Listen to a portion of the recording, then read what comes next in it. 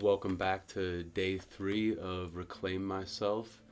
Still in chapter 1, the last 2 days were talking about our primary purpose and what contributes to our primary purpose, what actions we can take, and why we have chosen to put our primary purpose in the forefront of this book as we move into the 3-part series that's available on Amazon. I encourage you to have your own copy so that you can fill out the answers to the questions yourself. There's space provided in the book for you to write your own answers down, to make this your own personal field guide as you go through the process of reclaiming yourself and recovery. We keep the question of our primary purpose in the front and center of our consciousness because this prevents us from our patterns of escape and ones that spiral into dependency and addiction. When we keep ourselves aligned with our primary purpose, we allow ourselves to take daily steps, daily simple actions towards that primary purpose, and slowly grow to live a more empowered life and to make the most out of what has been painful conditions. We talked yesterday about pain and the nature of escape from pain, and I want to start today by touching base with something we just briefly touched on yesterday, and that's actions that detract us from our primary purpose, things that take us away from what we've been talking about. And we spoke yesterday about the nature of pain and how we oftentimes are habituated in ways to try to reject pain, to escape pain. Chaim opens up on page 22 in his response to what detracts from his pain by saying that focusing on escape as an end in and of itself detracts from his primary purpose when he focuses on escape. And then he says something I think is really profound. He says, "I know when I am giving in to escapism. I react with fear at the prospect of being forced to stop whatever it is that I'm doing." Full stop. What is it that you can't stop doing? What is it that you feel like you have to do? You feel so compelled to do that living without it brings up a feeling of fear. Oftentimes it's these activities that provide a sense of escapism. The way that we oftentimes become addicted to drugs is from a form of escaping pain. And ultimately, this ends up imprisoning us far greater than the pain itself. And so escaping pain or trying to escape pain can really detract from and weaken our primary purpose.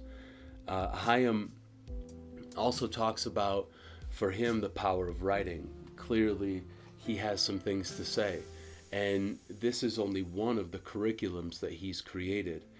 He has a need to write.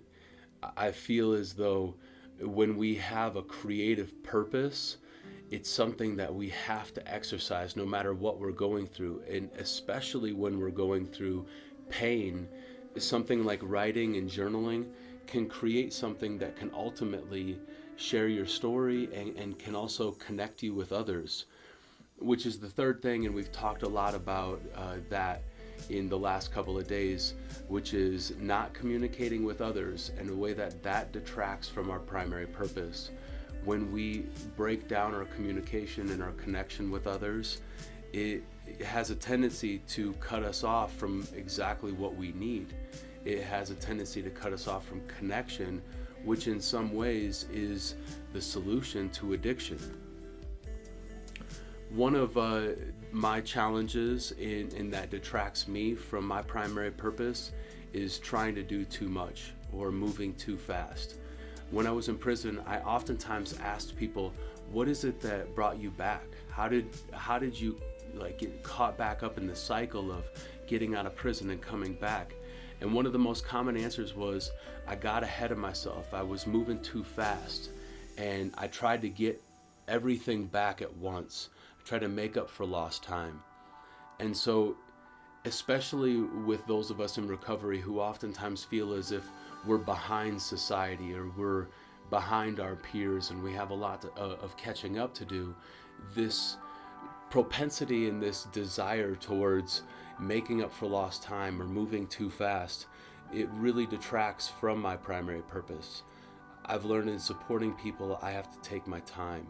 I have to be patient.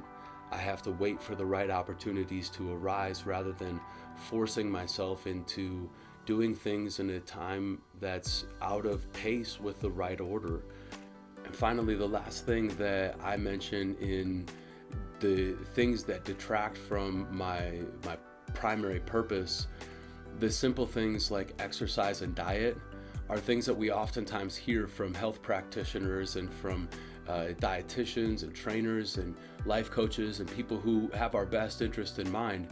And what I've learned is that my primary purpose can only be connected to, and I can only pursue that if I'm taking care of myself. And that starts with healthy diet.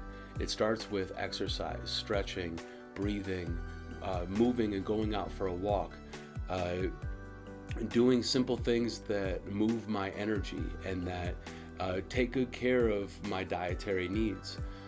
We all have particular dietary needs that are the primary building blocks of our energy and how we're feeling. I've seen people with the proper diet and with proper exercise and vitamins and supplements, with the building blocks of proper nutrition, heal themselves from a myriad of different societal ailments such as anxiety and trauma and a lot of things that oftentimes start in the gut. Eating patterns are something that I have to watch. I'm prone to eating a lot of sugar, and I made a decision several years ago to cut sodas and other sugars and substances that are just not healthy for the body out of my diet as much as I can. And as best as I can, I try to keep my diet clean and I try to keep my diet healthy. That is a part of connecting with my own primary purpose, which starts again keeping our body and our temple clean. So some of the conclusions that we can draw from today are that as we consider our primary purpose and we keep that in our focus, we also need to keep in mind that there are going to be things that try to detract us from our purpose. There are going to be patterns that we recognize in recovery that we have to slow down and pay attention to as they're teaching us something.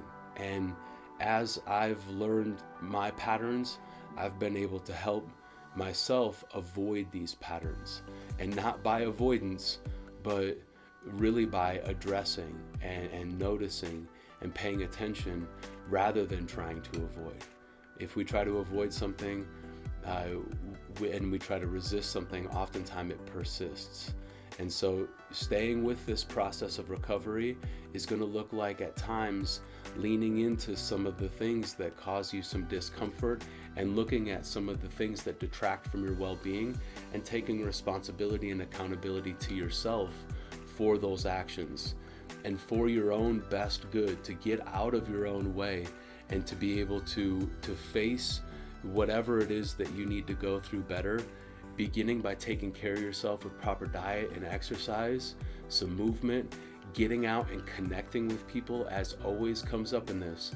Take this material, take what we're talking about here, and go and connect it with your life.